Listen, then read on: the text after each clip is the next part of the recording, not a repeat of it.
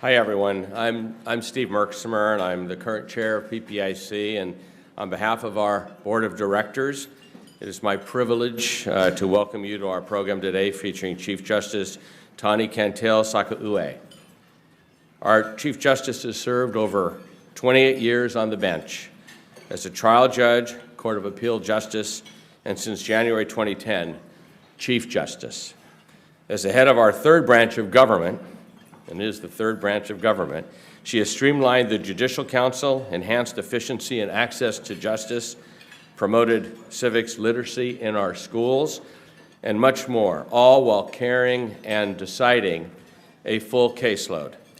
So thank you, Chief, very much for joining us today.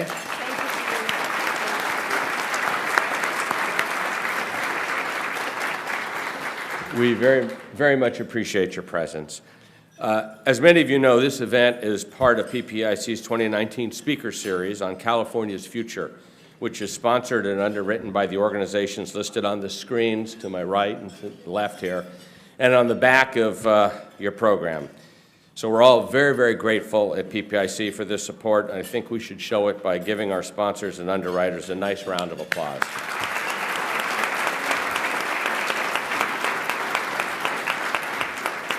Thank you. This series is also funded by the PPIC Donor Circle and the PPIC Corporate Circle, groups of individuals and organizations that provide generous support to PPIC. And we certainly hope that you consider joining us as a sponsor or a donor so that we can continue to make programs like today's possible and ensure that they remain free, and they are free, and open to the public in person and online. So before we begin, a couple of very quick housekeeping items. PPIC is always trying to enhance these events. Later today, you'll receive an email with a short survey, and we ask that you please take a few moments to let us know how we did. And finally, and most importantly, please silence your cell phones. And so now I am very happy to introduce the moderator of today's conversation with our Chief Justice, PPIC President and CEO, Mark Baldassari. Thank you. Thank you. Thank you very much, Steve. You reminded me to silence my cell phone. Appreciate it. And thank you for your leadership of PPIC's Board of Directors as our chair. Really appreciate it. Welcome, Chief Justice. It's a pleasure to have you here today. And to all of you, thank you so much for joining us. And I especially want to call out the Chief Justice's husband and daughter who are here today. We really appreciate you being part of this program with us today. Thank you for finding the time. I mean, could anybody think about a more dramatic time? We're listening to the Judiciary Committee of the House this morning, and here we are with our Chief Justice to explain to us about how the different branches of government work and where the judicial branch in California fits in. So we really appreciate you having the time. I know that there are many questions that all of you have, and more than we can possibly get to today, because more than possibly that I can get to. But if you have a question in the course of time, and you haven't already filled out a card, and because there will be a time to take those questions later, just raise your hand, and you notice that there'll be some cards. Somebody will come to your table and take a card if something comes up in the course of this conversation. So there's so many things to talk about in so little time, but before we get started, I know that one of your goals is to bring to Californians what it is that the Supreme Court of California does. And I wonder if you could reflect on one or two things about the work of the court that you want all Californians to know about. Well, thank you, Mark, and thank you, Steve, for the introduction. I thank PPIC for leading in the voice of important issues for California, and your reports are informative. We read them, we pass them out. I thank you for your interest. Yeah. I think what I would want most people to know about the California Supreme Court is what I would want you to know about the California Judiciary. And that is, as Steve indicated, as a third branch of government, We really are a third branch of government. We are not simply a collection of superior courts, courts of appeal, and a Supreme Court. We are a branch. We have a policy-making body called the Judicial Council that is set in our California Constitution.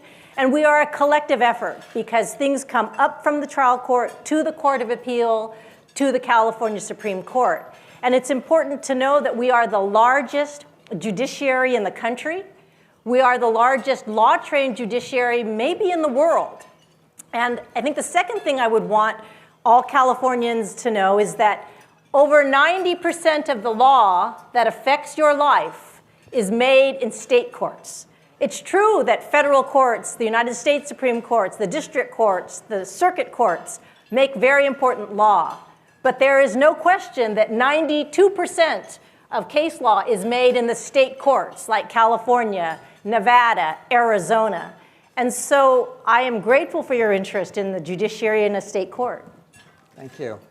And so when people hear Supreme Court, they're often thinking about the other Supreme Court, Yes. right? Yes. And when they think about the judiciary branch, they're probably thinking about the U.S. Supreme Court, all the attention it gets, but very little is known about the Supreme Court. We don't get to go inside and see how that operates.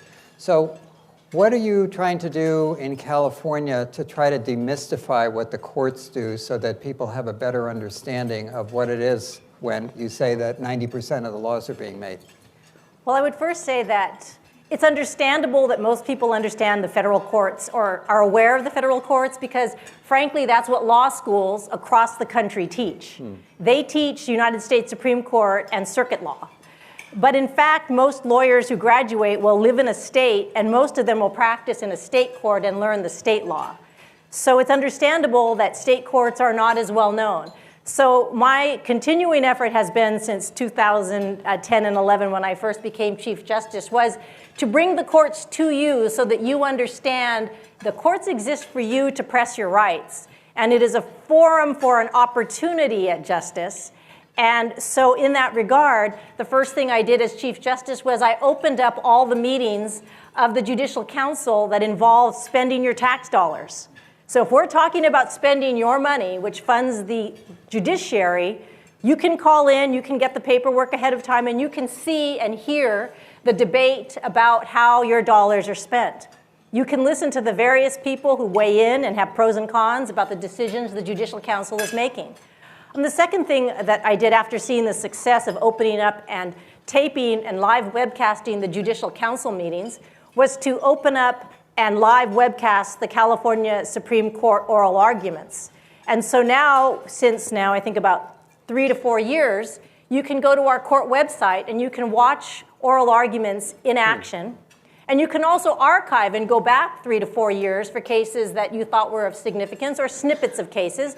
And if you're a practitioner and you're appearing before the California Supreme Court, I highly recommend that you watch at least one oral argument so you know what to expect, because it's not scary, but it is an active dialogue, I think, with the people most knowledgeable about that case in that moment. Additionally, what we've tried to do by opening up the understanding of the judiciary is we created the civics education initiative called The Power of Democracy, where we have judges and lawyers, the president of the Cal Chamber of Commerce, labor unions, and scholars, professors come together to teach civics to K through 12 and also adult civics. So we're with an emphasis on the judiciary. But we're trying to get out into your meetings, into your schools, your classrooms, partnering to try to explain what we do so that you have access and you're not afraid or worried or concerned about what we're doing. So you started the Power of Democracy initiative how many years ago? 2012. 2012, so basically when you took the Chief Justice position, so it's been going on for 7 years. Must have been something you thought about, like when I'm gonna be Chief Justice, this is gonna be one of my causes, one of the things that I'm gonna do. Oddly not. Oddly not. So then what led you to it? Well, it was 2011 when we were in a great recession and the judicial branch budget was being cut Mid-year, over and over and over, we were in a free fall. We ended up losing over $1.3 billion of our $3 billion budget. We ended up closing 53 courthouses, hundreds and hundreds of courtrooms. We were laying people off. We were going through furlough. And I went to the legislature to plead on behalf of the third branch that we needed adequate, stable, sustainable funding. And I received some quizzical looks, like, well, what agency are you from? How many chiefs are you at one time? Which chief are you? I understand all the judges obey you, and then you obey us. And I thought, a civics education initiative might be in order. Yeah, for sure. And so as you've gone around and talked, I'm especially interested in what you've heard from students. As interested as I am in what you hear from the legislature too. But you've had a chance to go out and talk to students who've been in classrooms and who've heard about the power of democracy. What are you hearing from them about the courts and about government in general? I'm hearing from students just this invigorated attitude about wanting to go out into the world and make a difference. Because the way we talk about civics to students is about projects and collaboration and critical thinking through current events, and how the people who lead today really were people like you years ago. So we try to give them analytical, deliberative skills, teach them to work in collaboration on projects, and teach them about the powers and the levers of government. And so what I get from them actually is, I never thought about going to college. I'm first generation. I'm going to go to a community college. I'm going to study political science. We've had students who barely speak English now in law school. We see an awakening, an ownership, an effort to want to do something in their community. And I know if they do something in their community, they'll only grow to bigger and better projects.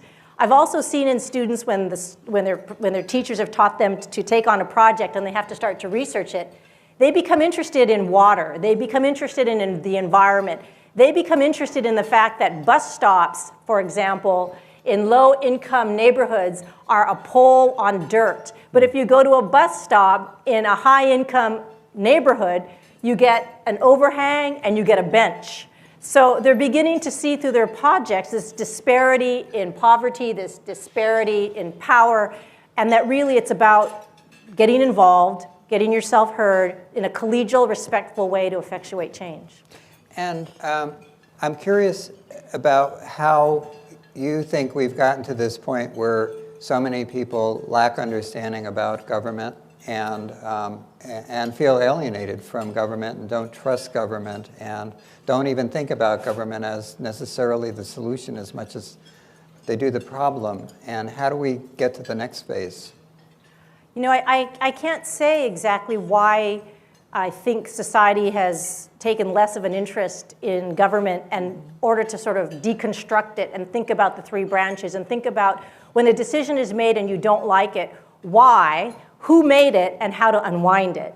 And yet, I think regardless of the fact that we haven't thought about that up to maybe the last 5 years, what galvanizes people, I think, more and more is that because of social media, information is spread more easily. We're more aware of each other's environment, surroundings, hardships, that we can identify more with people. And as a result, we are a little bit more outraged. How can that happen? And then we worry about, frankly, it happening to us. And so I think there's more of an awareness, more of a I should do my part. Plus, I think with the advent of diversity in government and in business and in teaching, we're reaching more and more communities, and people are coming from communities that have previously not been heard or previously been distressed, and they're beginning to see it's safe to venture into these projects and these collaborations and to speak up for themselves.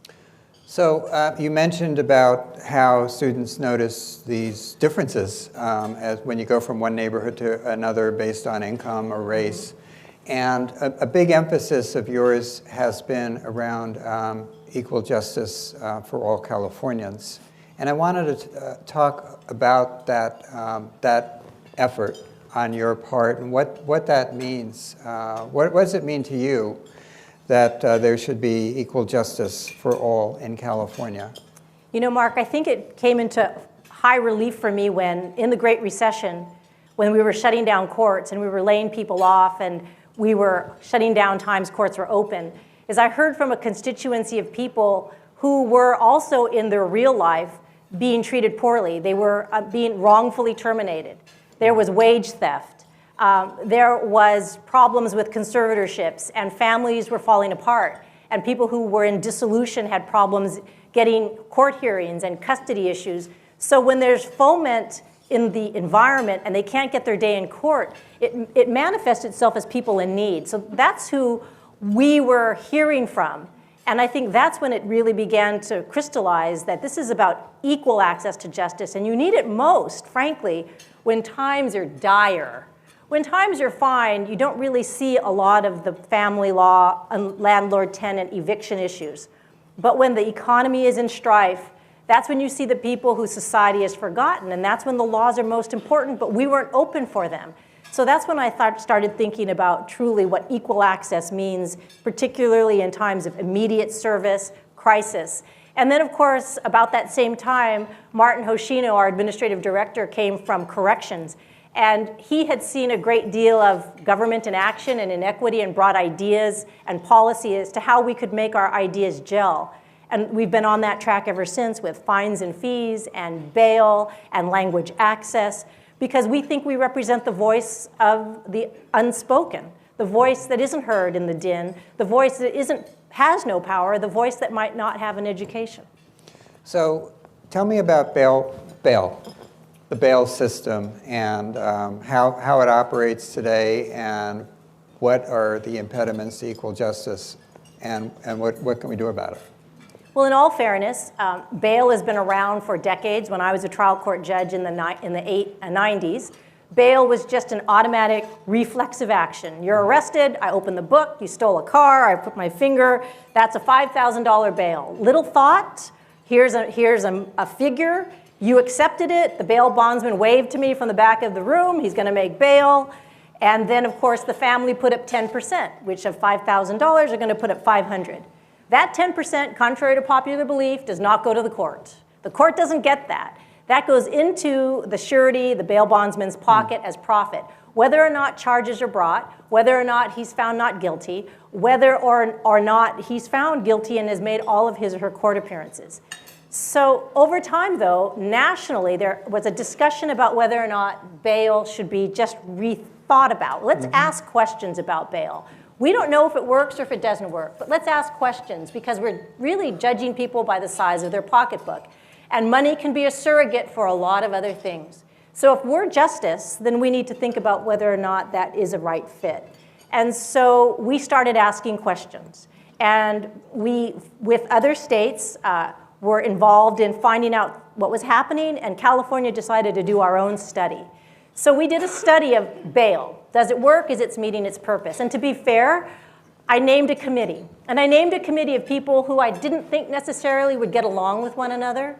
I mean, I picked experienced judges, long on the bench in criminal law. I picked judges who were brand new. I picked a judge who used to be a cop. I picked a judge who used to be a criminal defense attorney. We picked a court executive officer from a community that might have different points of view politically. And then we put them in a room and we said, ask these questions amongst yourselves. The only rules of engagement are that you be civil and respectful to one another. And in about a year, they heard from every group that came. They heard from bondsmen, victims groups, government groups, counties, DAs, public defenders, sheriffs, and they put together a report.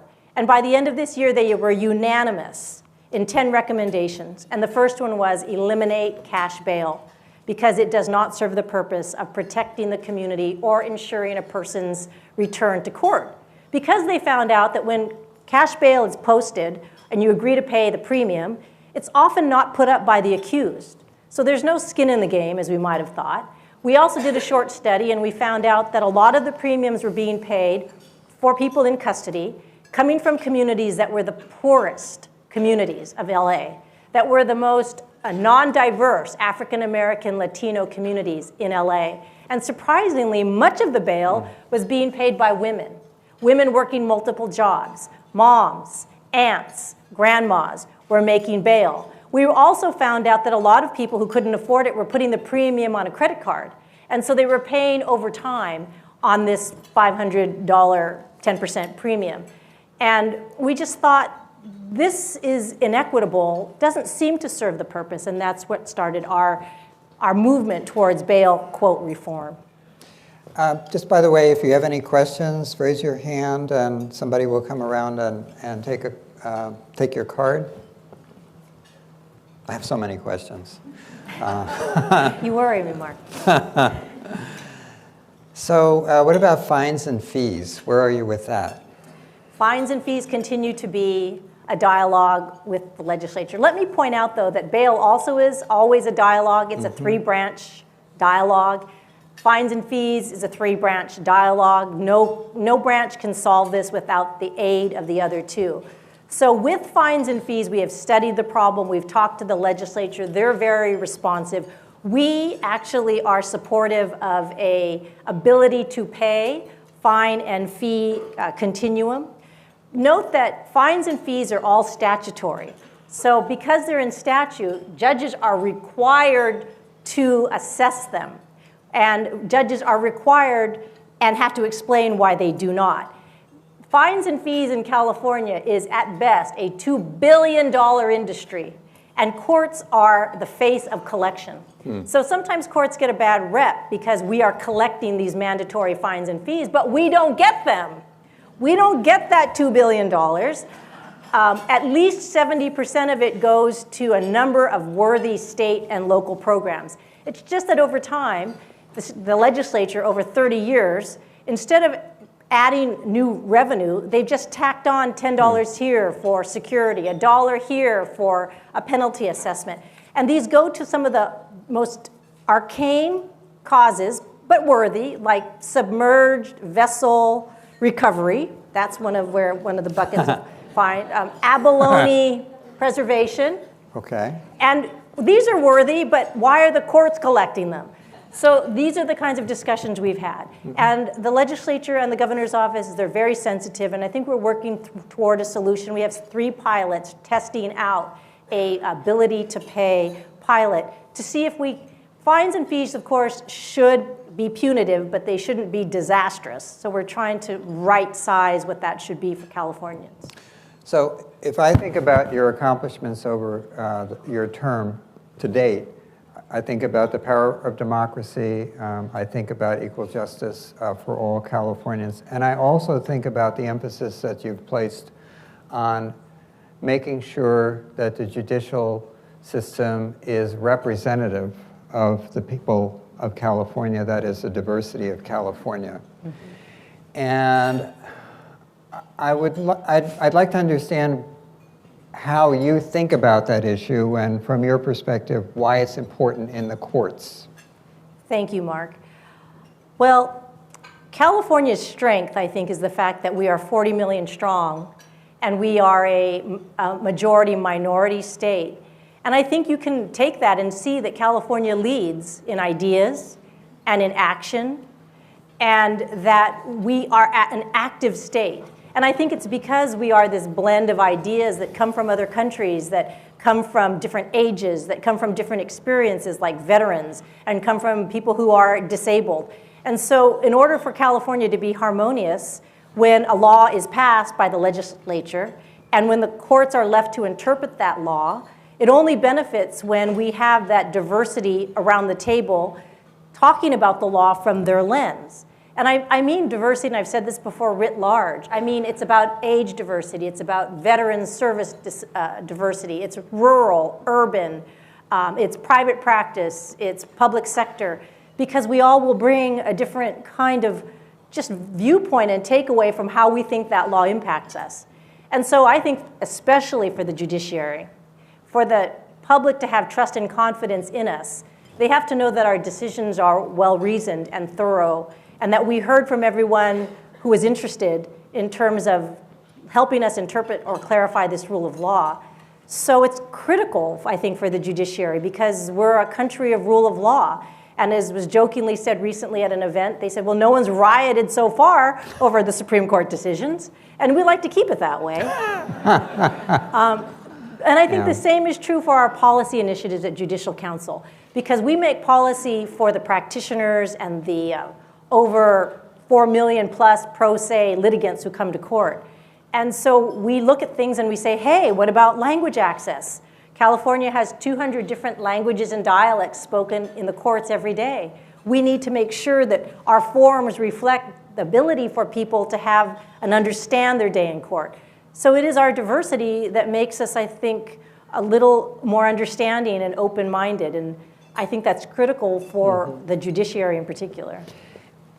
Is there anything in particular you're working on to connect the diversity to a system that people would feel is more inclusive, more equitable?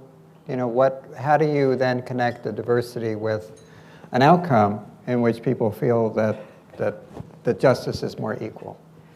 I think, at least in terms of justice, I think part of the connection of diversity and people to the work that's being done is the fact that if you were just simply to look at us, you would see that the California Supreme Court, which has 7 members, is an incredibly diverse group, right? We have Leandra Kruger, woman, African-American, Carol Corrigan, woman, Caucasian. We have myself. And then we have, in terms of our male colleagues, we have Ming Chin, Chinese-American, Goodwin Liu, Taiwanese-American, Mariano Florentino Cuellar, who's a naturalized American, Mexican-American. And then, of course, we have Josh Groban. And we used to joke, sort of amongst ourselves, that when Justice Baxter left, we didn't have a white guy on the court. And then, of course, things changed. But also there was a time in at least my tenure on the California Supreme Court where our age diversity was so rich. Yeah. And that really fills our view as when we look at facts and we look at laws applied to those facts, because we have someone who might be a bit older versus someone who's younger, someone with small kids, someone with grandchildren, someone from a farming background. It really does fill and, I think, inform our decisions and our questioning on the bench, I think, that people can view and see. So I have a question to ask you about the Supreme Court and your role as Chief Justice. One thing that I've noticed is that when we talk about the U.S. Supreme Court, we're always talking about 5-4 votes, right? And when we talk about the California Supreme Court, we're never talking about 5-4 votes. And I read the recent decision around Trump's tax returns and whether he should be on the ballot in March, and that was a unanimous decision. And I read the arguments from everyone, and there was consensus. So you have a diverse court. We live in very polarized times. How do you manage to reach consensus, collaborate, and find common ground? Thank you. I appreciate that, because it is not by happenstance that we are often a unanimous court. But I will first say, of course, it always comes down to the individual, of which there are 7 of us. And I think the California Supreme Court is blessed with really open-minded, thoughtful, kind people who have life experiences, each of them, that they bring to the table that makes them want to treat each other with a lot of dignity and respect and humor, because we know what our role is. And we know that while we may agree on this case, we will disagree on the next. And so when we do disagree, we disagree in the kindest way. I know I'm going to get a no, for example, when one of my colleagues starts with saying, I really appreciate your memo. You did such great work. I'm like, this is a no. But I also appreciate that at the same time that he or she may be doing that, he's also educating the newer people on the bench to also open in that way, which just sort of blunts the hurt a little bit more. And also because I would say this, we have a very different preparation system than the United States Supreme Court, because we actually front load and prepare our oral arguments and our cases before we actually hear the attorneys argue the case. So we are all familiar with the facts, we're all familiar with the law, we're all familiar with the positions of the parties, and we get into oral argument to test different theories. So at that point, for example, if I'm the author and I want to try to get a unanimous decision in all situations, I am going to hear all of my colleagues' complaints, and I'm going to try to accommodate them to the point where, as much as I can, as long as it does not interfere with the core principle of the rule that I would like to write. So if they say it should be shorter, or don't use that example, or please don't cite to that case, or could you use different phrasing, all of us on the bench are willing to make those kinds of professional, collegial accommodations if it doesn't harm the ultimate rule of law and the analysis that we hope to put forward. So we work hard at that, and I think it pays off. Mm-hmm. Well, it definitely does, and it's very different from what the public sees and hears, not just about the Supreme Court, but about all of the branches of government these days. So it would be something that I think people would like to know more about, how those decisions get made and how you were all appointed you were appointed by different governors, right, at different times. Right, exactly. Well, one of my colleagues who's now retired was asked, what do you do when your colleagues absolutely disagree with you? What do you do when you want to be right, you know you're right, but they disagree? And she said, well, I bold print my objection. I underline it and I italicize it. And that works, huh? That does. Yeah. Right before this, we had a small reception, and Karen Skelton mentioned that, Karen mentioned that you went to high school together. So I wanted to know, what is it about your personal story that informs your work as a Chief Justice?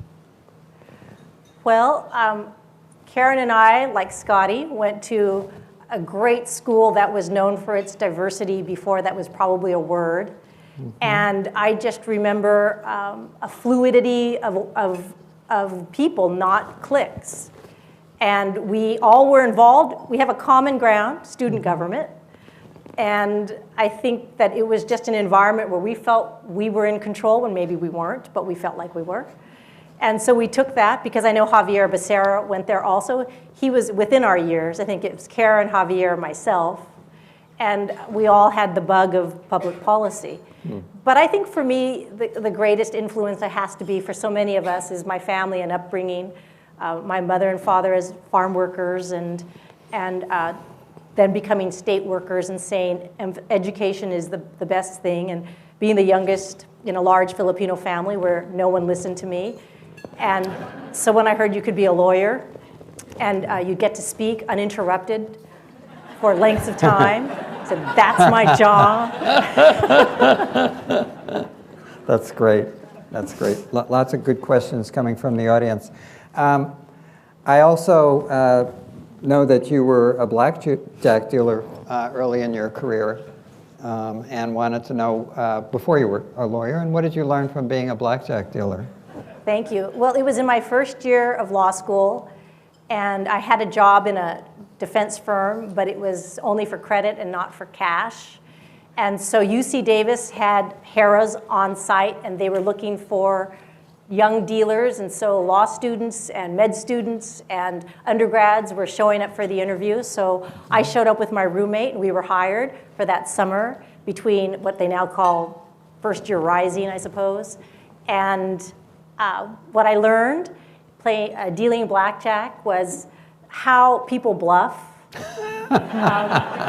how people think they know it all but don't, the bravado.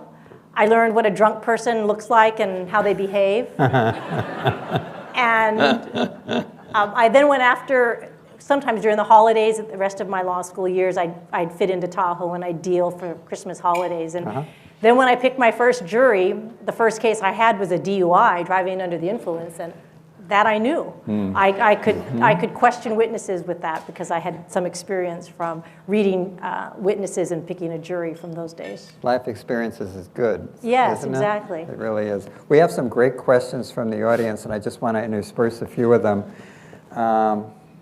This one I think is very interesting because in one of our recent polls we found that homelessness was tied as the #1 issue in California. It says, what is the court's position regarding homelessness?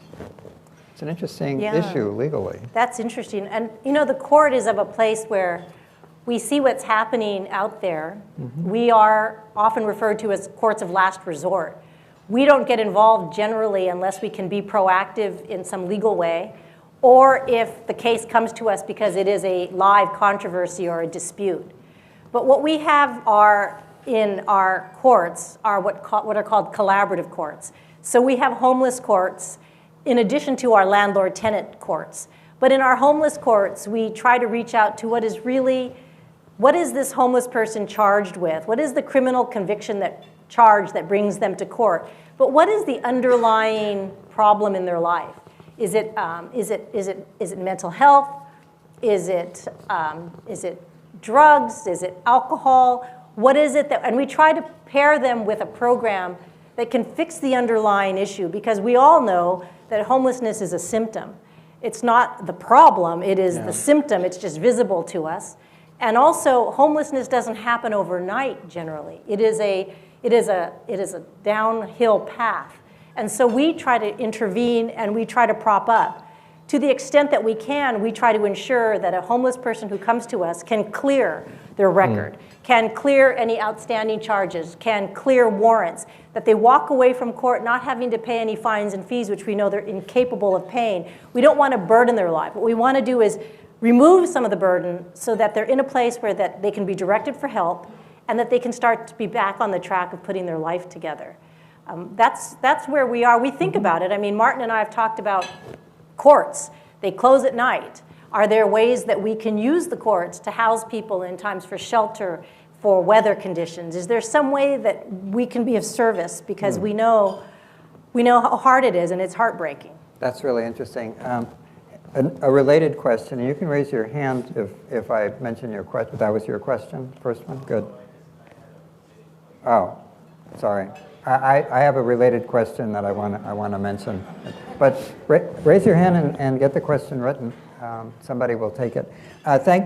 So somebody else says, thank you for your support of collaborative courts. Maybe we could talk a little bit more about what that is, particularly those working with diversion of people with behavioral issues, behavioral health issues. What do you see going forward to promote these courts throughout the state? So maybe we could talk a little bit about what a collaborative court is. Collaborative courts are courts that are in a courthouse that delivers, I think, a non-traditional kind of justice. It focuses on a discrete, vulnerable population who has run-ins with the law. And they come into court, and let's just call this a domestic violence court. I used to run a domestic violence court. So we take folks, both misdemeanor and felony charges of domestic violence, we bring them into court, and we have in that court services that are particular and specialized to people who might have that problem in their family life. And so we provide social workers, we provide counselors, we provide people who can be contacted if there is a threat of domestic violence in the home while the person is on probation. So a collaborative court is a specialized court, and it's to fix certain issues in a community, and different communities have different issues. So some courts have veterans courts for people who come back from service, who have issues with homelessness or issues with low criminal charges or drugs or alcohol. And these veterans courts put these folks in charge with veteran services. They try to find a way to help them out of this situation. California is known for collaborative courts. We lead in collaborative courts. They're sometimes called restorative justice courts. But here's the only thing about collaborative courts. They're expensive. And so because they're expensive, we don't have as many as we'd like. We do special training for judges. We do special training for staff for these specialized courts because it's a specialized, fragile population. The whole point of a collaborative court is to end recidivism. Now, the good thing, though, in California is the legislature really sees the need for these courts. They like them, and they'll fund them. But at the same time, we have to think about equal access to justice. And so we need to always make sure that we have courts open for people who don't necessarily fall into the specialized treatment programs. But we have a variety of collaborative courts, mental health courts, veterans courts, homeless courts.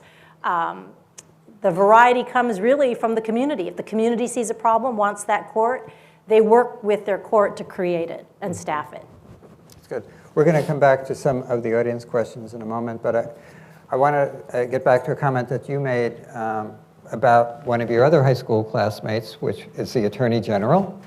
And our Attorney General has been suing the federal government quite a bit, since I think 50 times or so. And I want to get your sense of where we are in terms of the federal and state relationship. I mean, you had some issues around who is coming into courts and what you felt about that. And you, I think about a year ago, announced that you left the Republican Party. So where are you in terms of the federal-state relationship today? Well, I would say first of all that the reason a case from the California courts crosses over into the federal courts is only because the federal Constitution is at issue or there's a federal question that's common to both that case. So most of California's cases do not cross over to federal court. So we don't really have a legal relationship with the court. Of course, whatever the United States Supreme Court rules is the law of the land as the highest court.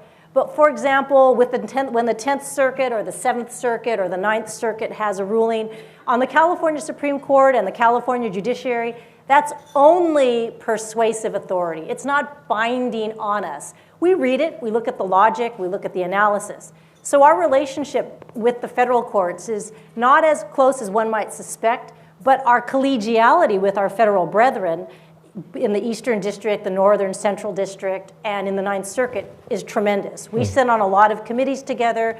We share a lot of our concerns.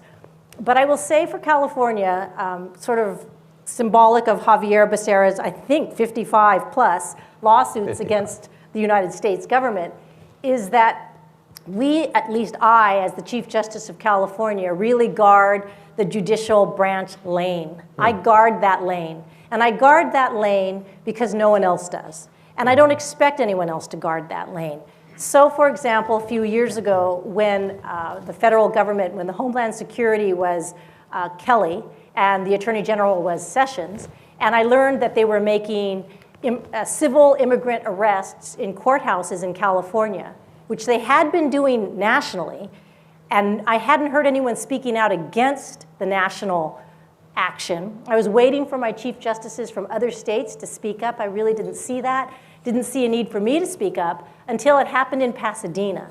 And then at that point, I wrote a letter to Sessions and to Kelly, objecting in very strong language to the policy of arresting on civil immigrant warrants in California courts. Because I realized as a judicial officer, I couldn't take issue with the actual immigration law itself. That's not my lane. I'm in the judicial lane. But I can take issue when the executive branch decides to execute a policy that I think entrenches unfairly and unwisely on the judicial branch on a state court, because it was terrifying people. When ICE vans were outside particular metropolitan courts in Southern California, it emptied the court. And yet we know that the laws are for everyone. Our laws do not apply. They apply whether you are here undocumented or otherwise. There is no restriction on that. People come to court for refuge. They come for aid. They come for protection. We in the state courts, we encourage that. We have children's waiting rooms. We have lactation rooms. We ensure that people come and they can bring their family and have their day in court. And I felt that that policy was in violence to everything we do at the state court level. And so I spoke out.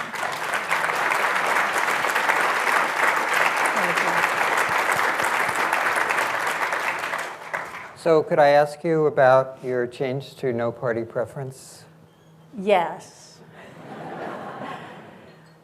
See, some of my Republican friends are here, and I will just say, but as I indicated, I am a Duke-Majan Republican. Have been, and in spirit, still am. But I felt that in my role as Chief Justice, that is not political, that looks at the rule of law, to stay out of the fray, I needed to leave that label behind. And I will be honest, I had been thinking about it. I had been discussing it with some of my Duke-Majan colleagues at the time. And I think for me, the greatest impetus, honestly, was my two daughters and their reaction to the world stage of the confirmation of Brett Kavanaugh, no matter how you may feel about that. It was the atmosphere, it was their reaction, and I just felt that I needed to take myself out of that equation. And the truth is judges decide things apolitically, so it didn't affect me professionally, and I did it very quietly. And then one day, I think Dan Moraine from Cal Matters called up and asked for a clarification on my bio, and then it just sort of took off, and that was it. Well, for the record, I'm no party preference too, and I made the decision a few years ago because it just clarified my neutrality in a way that, for my work, I needed to do. So I appreciate that. That's well said. Thank you. Some of the other questions, we have some great questions from the audience, and I want to make sure that we hear some of them. What is the most pressing criminal law issue in California? That's a good question. Yeah. Who asked that question? You can raise your hand if you don't want to. Well, you could be anonymous too, but it's a good question. So as you know, criminal justice reform in California has been ongoing, I think, since Jerry Brown, 2011, when he took office as governor for the third time. And I would say that every year, if you look at what California has done, it's done criminal justice reform every single year in many, many ways, and Gavin Newsom is on the same track. Also, at the same time, we've seen initiatives in California that have really changed criminal justice reform. And it's affected everything from credits to enhancements to priors to terms to locations of where you're actually tried. But to be honest, I will say the greatest challenge California faces now is implementation of Prop 66. So, could you explain that? Right. So on the last round of ballot initiatives 2 years ago, there were two initiatives in front of voters. And one was to speed up the death penalty, and one was to abolish it. And they were very close. But the initiative to speed up the death penalty prevailed. And that's Prop 66. And it has a host of requirements for courts now to implement to try to speed up the death penalty. And now there's many complications to it. But the Supreme Court had ruled that actually this initiative couldn't be required, it's directive only. So we have to make every best effort to speed up the death penalty so that more people theoretically could be on death row and ready for execution. At the same time, we have a governor who declared a moratorium on death penalty cases and then dismantled the death chamber. Yeah. So at the same time, in federal court, you know, in California now, if we were to have an execution, it would be with a 3-drug cocktail. It's no longer by gas. And so that 3-drug cocktail is being litigated in federal court. It's out of our hands as to the legitimacy and the cruel and unusual nature of that 3-drug cocktail. Then there have been a whole host of challenges to the cocktail, like we can't get the drug in California. Doctors are not interested in actually injecting the cocktail. So we have a host of problems, and so the courts follow the law. So we are trying to implement Prop 66 with no additional funding and with all of these legal challenges. Death penalty continues to be one of the most difficult challenges for the courts. Here's an interesting question, and it touches upon some issues we talked about earlier, but more specifically. Could we have special courts in different languages? Maybe you could talk about what we do in terms of languages with courts. See, that is really important because I think we all know that your day in court means nothing if you don't understand it. That's plain and simple. And so what we have in California has done, we have really tried to capture the strength of California by increasing our language access. So several years ago, I commissioned a study of language access in California through the Judicial Council. And then the Judicial Council members and people who were involved in that came back with a list of recommendations. And then Justice Cuellar from the Supreme Court, he implemented the recommendations. So now, as a result of implementing our language access plan in California, we have the best language access in the United States. It's still not enough, probably, by many people's standards, but we now have much, much more money in language access such that we now provide and have always provided interpreters in criminal cases, but now interpreters in civil cases, particularly in those heart-wrenching civil cases like family law, landlord-tenant, unlawful detainer, conservatorships, guardianships, and probate. We also now provide interpreters at the windows, the service windows, for people who have to file and fill out forms. We also now have our website for self-help and our website for forms, legal forms in California, in at least 2 languages. We have Spanish and we have English. We're looking to add languages, but that will cost additional money. We're also studying ways that we can, through a pilot program, provide many, many different kinds of interpreters on demand to counties that need them. So if you're way north in Shasta and you might need a Punjabi interpreter on a Friday afternoon, otherwise that person can't get out of custody, we're trying to implement a pilot project so that you can, not ideal, I know, but that you can use an interpreter through a Skype project so that that necessary interpretation can happen so that case can move. So we're looking to be flexible. We're looking to do as much as we can to provide interpreters in California. And we are trying to do it with more and more money. And frankly, Governor Newsom and Governor Brown have been very generous and very favorable on this judicial project. Language, incredibly important issue for equal justice for all. There's a question that was asked. Women and children occasionally become homeless through no fault of their own due to domestic violence. How can they be rescued? That's another great question. The way that we think we can be of service is if a domestic violence case comes to court, then I know that when I ran a domestic violence court, I want to hear from the family. And I'd like to know what you need. And we like to be what we can and provide what we can.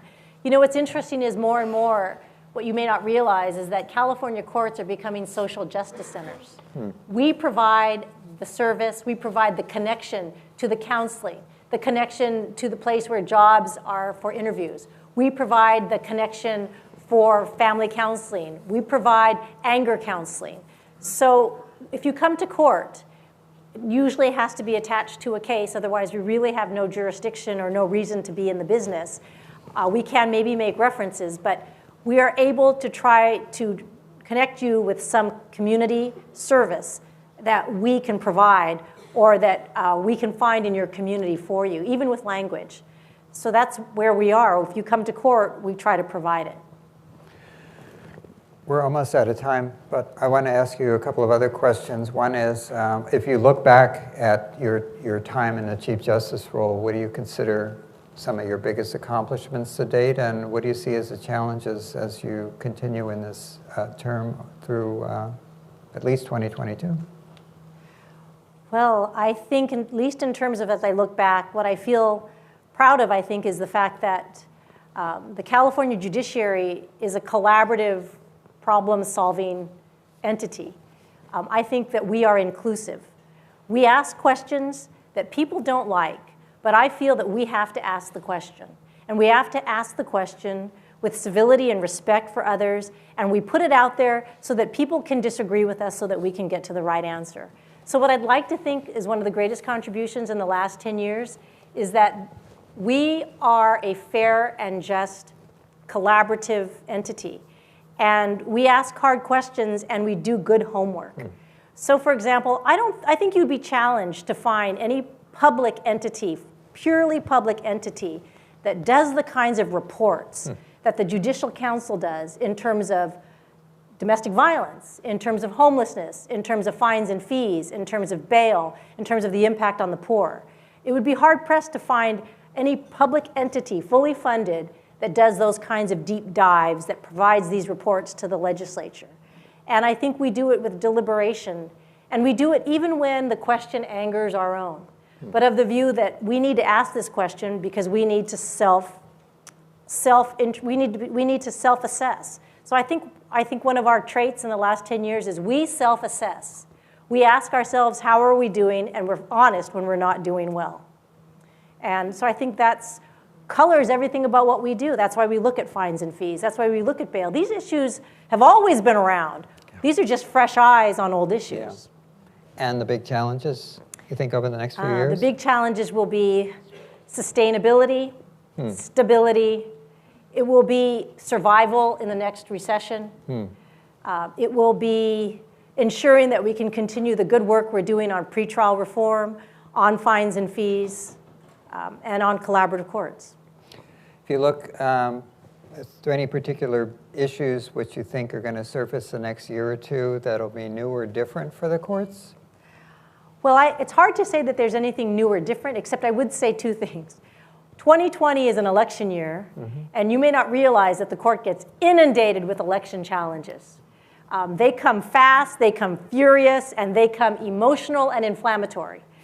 So I am... In what form? In forms of challenges to ballot titles, and challenges to people's representations of their credentials on the ballot, to challenges to the constitutionality of the initiative being offered. So we'll be facing all of that on top of the fact that we are still litigating all of the criminal justice reform matters. Because even though the legislature and the governor and the initiatives passed all of this criminal justice reform, they didn't tell us if it was retroactive. So we're now figuring that out for a wide swath of reform. So we're figuring that out, and then there are new initiatives coming. And then, of course, in 2020, we're all sort of waiting with holding our breath for the Privacy Act and what that will entail and what that will mean for California courts. I'm afraid our time is up. I can't believe the time went so fast. But we covered a lot of territory today. We're so fortunate to have you in the leadership role of Chief Justice. And we're very fortunate to have you here today at this time. And can we give a big hand of applause for the Chief Justice and her work? Thank you.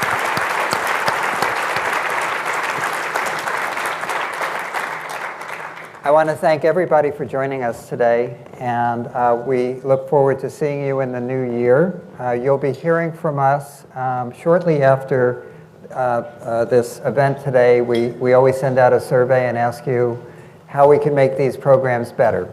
I want to thank the supporters as well as those of you who've joined us online and in person today. And we'll be seeing you next year as our 2020 speaker series starts with an event with Secretary of Defense, former Secretary of Defense Leon Panetta, who will be here on January 16th. And then we have some other exciting programs that are planned.